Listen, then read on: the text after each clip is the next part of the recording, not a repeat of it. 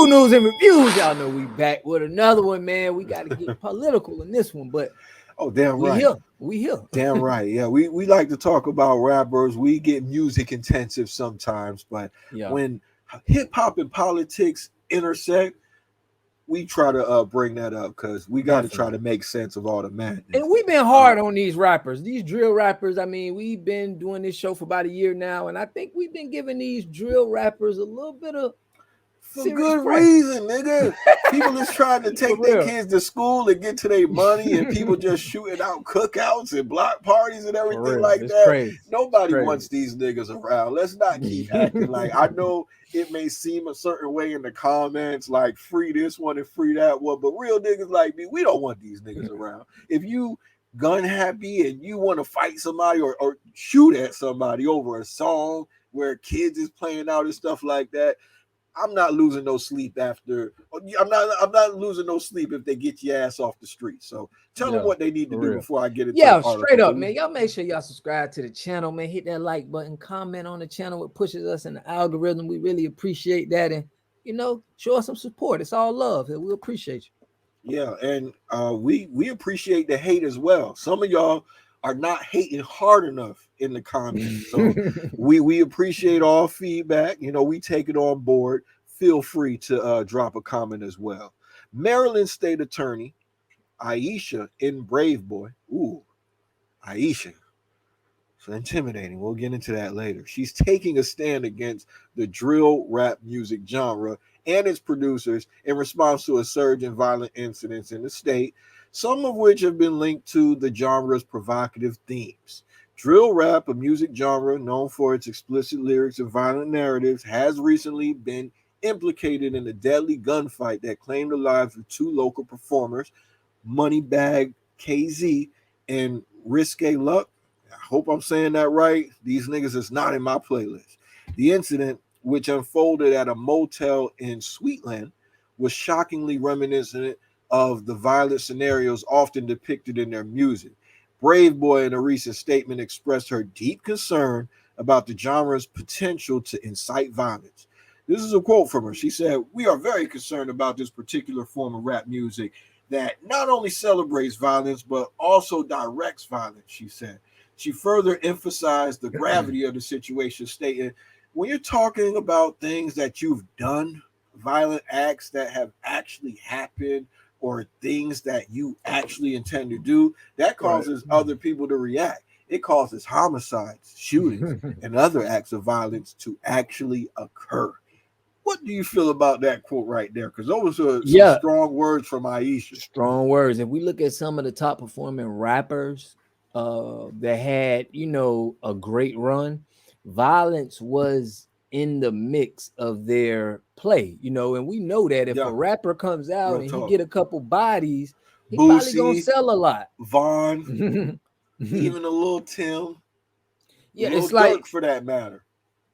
I understand exactly what she's saying, but the facts is we are so in our community, we so infatuated by Oh yeah, stepping and murders and oh yeah, crime that these guys come up and they like, yo, yeah, me talking like this is gonna get yeah. me rich. And that's how How they you think. how you gonna stop it when it's so valuable? That's what I'm saying. And the You people are know, so like poor. I it's can so see if everybody profitable. had money. If everybody was already profitable, they wouldn't want to go that route. It'd be like, oh man, but you got people in the slums, you got people in poverty. They trying to Yeah, do whatever it I, is to get out of that. So honest, really, really, you got to do something to address the music. And maybe that's what her job is to do. But I wish they were doing more about getting epistemology in elementary schools around when the kids is in 11 and 12, teach them how to think.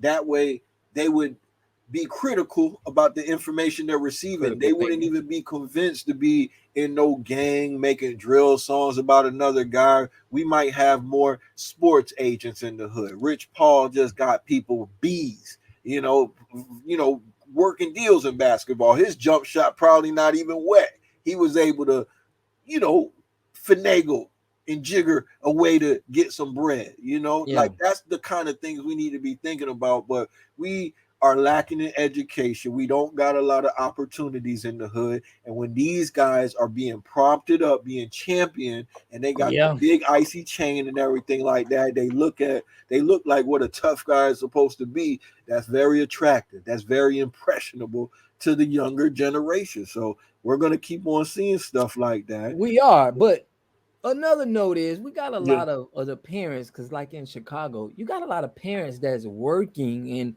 they not around their kids. So who are around their kids? What are their kids seeing? Like, yeah, we can teach epistemology, but if we got these kids in an environment where they're seeing this, I remember me growing up in my neighborhood, and I remember an incident where I seen somebody slap, a crackhead, and it had me, I was just like, wow. But I'm saying, like, yeah, like if your environment, what you seeing every day is just Yeah. wow, I don't know if it could be saved. You get what I'm Well, saying? well, well. I'm gonna bring you back to an epistemic question that you might have heard your mother ask at one point. My Right. mother might have asked me this: if you seeing a lot of drill rappers doing this, or you seeing a lot of dealers slap crackheads around, right? Cool. Right. If you saw a lot of people jump off a cliff, would you do it too? No. So it makes you kind of look at the world differently. Just because I'm seeing this around me, don't mean I got to do it. Now I know it gets a Everybody's little bit different. more Yeah. complex, but I'm saying these are the type of conversations. That's a base that's very rudimentary, but we got to Hmm. start asking the right questions in the community. Is this a winning plan for success? I mean, you got less chances of being a drill rapper, like a successful drill rapper, than you got of being in the NBA. And your chances Yeah. of being in the NBA are slim. You Very get true. me? So I Yeah. don't care about what kind of studio setup you got going on. If you're making raps about sliding on people and like these are connected to real people, you ain't gonna get too far, cuz.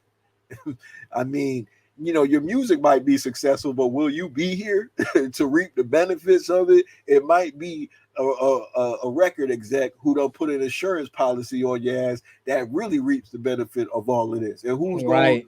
And take I care of your think that makes family. you said something important right there. I think it's bigger than what it is in this rap. Like you said, I think it's more money into this violent rapping for the black community to be doing this and to be talking like this. I think it's profitable for some people too. That they ain't trying to stop it. It's like, well, I'm gonna stop it. I'm getting bags and bags on bags. They dying and probably, getting locked up. But I think it's a lot of people making money as well. So Well, it's a look, man. battle. She said the state's attorney is no stranger to dealing with the cases involving drill rap artists. She previously handled a case involving a 14-year-old rapper, Baby K, who's incarcerated for allegedly attempting to murder a student on a school bus. Brave Boy is now turning her attention to producers of drill rap, urging them to consider the potential consequences of their content.